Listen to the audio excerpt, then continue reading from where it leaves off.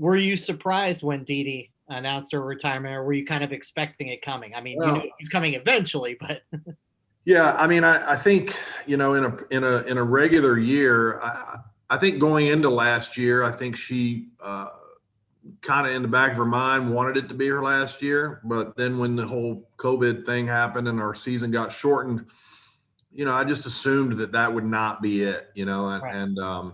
so I really had kind of, I never spent much time thinking about it anyway, because it's been a subject that she tried to bring up several times since I've been here, and it's just not one that I wanted to discuss. I just wanted her to if I was here and if I was the person they wanted at the time that she was emotionally ready to be done, then fine. But I wanted that to happen organically. I didn't want to have this sort of contrived planning of things. I'd been through that before, and it just doesn't seem to work, because people's emotions always fluctuate when you're talking about retirement and those kinds of things. So I had moved on from it in the spring. I was perfectly content in the position that I was in. And, when COVID came around, and then once we got into May, June, and July, it seemed to me that, we were status quo and everything was moving forward. And then one afternoon we had been interviewing for a new trainer position for our team. And Dee Dee looked at me after we got off the Zoom call, and she said, I need to be upfront and forthright with you. I'm going to retire." And my initial, and by this time we're right at August 1. I don't remember the date, but all I'm thinking is, okay, we're 2 weeks out from the kids coming back on campus, and my first reaction was, "Are you okay?" Like, I wanted to make sure there wasn't something wrong. But yeah, I was surprised. I wouldn't say I was shocked, but I was surprised. I think, given the timing and the circumstances, that I just assumed that she would want to continue going and not have a shortened year. But I think at the end of the day, and she has said this to me several times, that in this environment that we've been training in this year, and with all of the policies and the fluctuations in policies and the things that we get hit with, where you don't really understand the ripple effects of what everything means. Her personality, I think she realized, and she's told me, I couldn't function in that environment very well. And I think she saw that and just was kind of like, I don't know if I want to go through that. And so surprised, yes, but I wasn't shocked at all. Right. Well, now that you are the head coach at LSU, what does that mean to you? It's exciting. I mean, I'm really just grateful for the opportunity for Dee Dee, and to endorse me in the manner that she has, really, since I got here, and for the vote of confidence that the administration showed. Certainly before Scott Woodward and Stephanie Remp and Burge has always been here, but Joe Oliva was I think this was part of his plan all along too. And for Scott to come in and to continue down that road, I'm honored, and it's a privilege. It's one that I wasn't sure. If you'd asked me 8 years ago when I first came to LSU, in a mindset where I wasn't even sure I wanted to coach anymore because of previous experiences that had just occurred, I if you'd have told me this would have happened, I probably would have doubted it. It's not often you get a chance in this conference to do it twice. And so it's an exciting time for us. I'm excited for these kids more than anything. I really, there's not a lot in terms of my mindset that's changed, because Dee Dee and I operated very much like partners during my time here with her. And so there wasn't this grandiose celebration or anything like that. It was just kind of like business as usual, and we got to stabilize and we got Ashley Nat here to kind of stabilize the staff, and then we move forward. And so it's Dee Dee's still around, and she's still hear from her, and I reach out to her and want to seek her advice from time to time. And but she's been great in the transition, and really we've just been nose to the grindstone, because there's been so many things we've had to deal with. I hadn't really had time to think about much else. every coach wants to make their imprint on a program. So maybe what are some things you might want to do differently, and what's going to look the same as it did for the last 43 years? Well, I mean, I think, I don't know how things really looked internally for the first 35 of those 43 years. Right. I know what they've looked like the last 8 years, and from that standpoint, there won't be a whole lot from the day-to-day operations that we do differently. I think Dee Dee and I had gotten to a place together where we were, fairly aligned philosophically in the way that we trained and prepared for a season. Obviously, her personality leaves a void, and who she is in the community, and that takes time.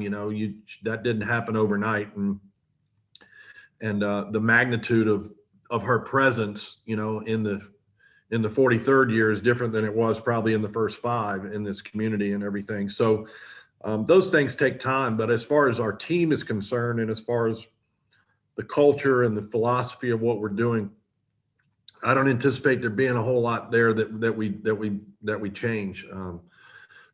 Certainly every year is nuanced. Every year has its differences, and that was true with Dee Dee here, and it'll be true without her. Is that there is no formula that's so strict that you don't make allowances for what your personnel looks like and what the personalities and makeup of your team are, and you do things really according to that, because every team is different. Our philosophy stays the same, and we want our culture to remain one where our kids are very invested in one another, and that they care for one another. And it's not, we don't talk about individual awards and get into all of that. It's very much about how we do as a team in a sport that has been individual most of their life. So the core of those things stay the same, but any changes that occur usually are dictated by the personalities and the personnel that you have on your team. And but our core is pretty solid, and we like the direction we were headed. Take me through your coaching journey, and why you still love coaching. I mean, you talked about it. You almost thought about walking away after having a little bit of a sour taste in your mouth. But after 3 decades, why do you still love coaching? And what drew you to it in the first place? What drew it to me in the first place, I was a probably the most average athlete you ever saw in your life, all the way through high school, and I had been in sports my whole life: football, baseball, basketball, tennis, and had taken some gymnastics classes as a young kid, and I had some basic knowledge of the sport, but not anything extensive. Um, was at the University of Georgia and looking for an opportunity. I was like a lot of 18, 19-year-old kids that really don't know what direction they want to go in life. But I knew that my high school coaches had a huge influence on me in my life, and the thought had always been in the back of my mind that I would wind up coaching in one of those sports that I had more experience in than I did in gymnastics. In the meantime, I became friends with some of the gymnasts on the team that were at Georgia at the time, and as luck would have it, they needed some people to move equipment and do things, and kind of become a pack mule for a little while, and they paid me $50 per meet to set up the equipment, and then Doug McGavin, who was an assistant coach at the time, tore his bicep spotting one of the girls, and by that time I had worked their camps, and I had grown in my knowledge of the sport just being around it, and was learning the developmental stuff and working in their club program, and so they asked me to help out with spotting because he was physically unable to do that. And so I kind of worked my way in there and picked his brain from a technical standpoint about the sport and the developmental side. And Doug was a huge influence in my life and a great mentor. And then as I was graduating from UGA, thinking that I was going to try to go to physical therapy school, not really intending to pursue gymnastics coaching as a profession. I got a phone call from Suzanne Yocklin letting me know that one of her positions had opened up, and would I be interested? not feeling like I wasn't optimistic that I was going to get into PT school in the first try. And, and so I thought, well, yeah, I'll do it for a year or two. That's how I got started. It started and they called it, I mean, I was called an assistant coach, but they were paying us $5,000 a year at the time. There was no budget in 1990 for a second assistant, and Suzanne was creating that position essentially out of thin air at the time. But she saw something in me from an enthusiasm standpoint. I think that she found value in it, because it certainly wasn't my extensive background or wealth of knowledge at that point in time. And things just grew from there. I began to really pour myself into the recruiting side of things, because I did understand that. I had been through it with friends of mine in high school and seen it in other sports, and things were in gymnastics at the time. Recruiting was not being done the way it was being done in football and basketball. And so the things that I had seen, were a little more creative, I guess. And so there weren't that many gymnastics coaches beating the bushes and really traveling the country trying to find the best talent at the time. It was really Utah, Greg Marsden at Utah and Sarah Patterson in Alabama, and us at Georgia. And for the longest time, those were the only three schools that had won a national championship. So I sort of found my niche in recruiting as I was continuing to learn the sport, and got more involved in the developmental side of the sport through some coaches. Stormy Eaton, who was a club owner out in Arizona, has since passed, but was a huge influence in my growth as a developmental coach. And it just turned into something that I really never anticipated from that standpoint. And it grew and grew, and the position grew, and I grew, and here we are 30 years later, and I still love it. And I love it. The other part of your question was, why do I love it? Because I've had the privilege of being a part of a whole bunch of national championships and almost over almost 24 SEC championships. And I mean, you certainly want to do that, and you certainly are driven to succeed. But I think the greatest thing that I get out of it, and maybe it's cliche, maybe it's not. I love watching the growth of these kids in the 4 years that they're here, and hopefully having some positive influence in that. And like right now, as I'm talking about it, I'm thinking about somebody like Bridget Dean, who's a senior on our team, who came in, broken physically, not sure she still wanted to do the sport, had to be kind of coaxed into coming in here for a year with no money, and really willed herself into the place where she is now, and has grown as a person, really is self-assured and a very strong young woman now. And things like that, I enjoy being a part of, and witnessing, and being able to recognize them for that, and all those kinds of things. Sorry about that. No. So I get a lot of joy out of that. I like the idea, the challenge that's before us now for this program to try to get over that final hurdle and win a national championship, because within in the last 5 years, we've statistically, we've been the second best program in the country, second only to Oklahoma in terms of how we have finished. And so I want to see that continue. I want to see that trajectory continue. I want to see us win a national title, and I want to see it done in a timely enough manner that it's part of Dee Dee's legacy too, because I'm grateful to her for the opportunity she gave me when I needed one, and I want to honor that by trying to continue to keep this program moving in the direction that it is. You touched on in that answer about recruiting, and you're acclaimed for your recruiting ability. Why are you able to connect with kids so well? I don't know. I've been asked that before, and I used to think it was because before I came to LSU, I thought it was because I knew the place that I was at so well. I was a third generation graduate of that school. I had known that school inside and out and up and down as a student and before being a student.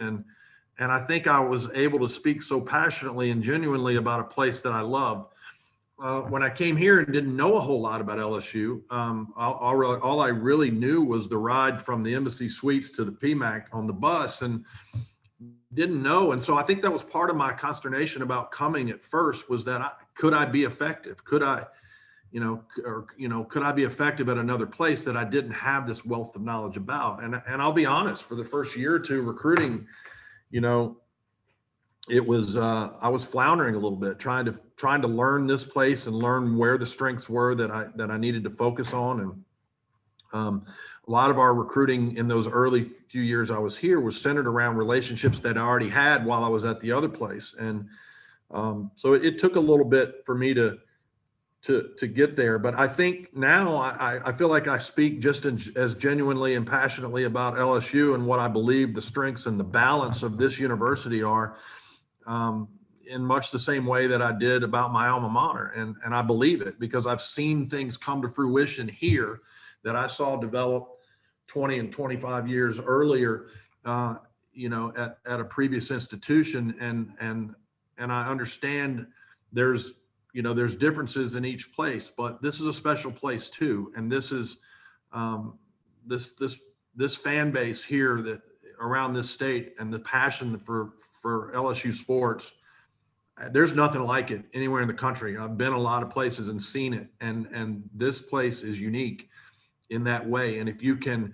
harness that energy and get people on board with your vision for what it is for your program, you can do. There's no limit to what you can do. We still haven't reached our goal. As much as we were, averaging 10, 11,000 people in the PMAC, the goal is to have that thing sold out every single time we open the doors, and to create a footprint for this program that's unmatched anywhere in the country. And so I'm passionate about this place. I think it's a great institution. I think the resources that are here and the experience that a college athlete can have top to bottom while they're here in Baton Rouge, as part of this program and as part of LSU athletics as a whole, and I think it goes for all of our programs, not just gymnastics, is pretty unparalleled. There may be some places where you can go to, and get a little better academic reputation according to U.S. News and World Report. And there may be places that do this little part different, but when you take it all, put it all together, and you take the facilities, the crowd, the media, and the fervor that our fan base shows, you put that with the academic experience, and you tie it all together with a big bow on top, then really the balance that's here at LSU is pretty special. And it can happen for every program here and for every student athlete that we bring on this campus. I'll get you out of here with this. You open Friday night. What should we expect out of the team this season? What are your expectations?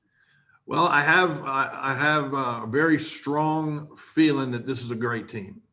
Now, that being said, meet one, we're going to have a lot of freshmen, a lot of new faces, heavily dependent on freshmen and sophomores, and some of the sophomores are doing things they didn't get to do last year. Of course, having Kaya Johnson back as a sophomore is a big stabilizer for us. And we've got six seniors that are really doing a great job for us, that providing us with stability and leadership. So I feel really good about where this team is. That being said, I feel like if you had a perfect world and you didn't have COVID related interruptions and you didn't have those kinds of things, we're probably a week to 2 weeks behind where I would want us to be in a normal scenario. But that doesn't mean we're not prepared to compete. We're ready to go. And I'm excited about this team. I think the potential for this team is unlimited. I think if we do what we're capable of doing, then everybody's going to be pretty excited about the results that we get. And the sky's the limit. We know what our intentions are. Our intentions to win everything, and that's not going to change. And I think this team has a great opportunity to do that. And we've got a lot of depth this year that we didn't have last year. Some of that depth has got to get a little more consistent and show that they can go in and get the job done, so we can rest some people as we go through the year. But I like this team a lot, and I'm pretty excited about it.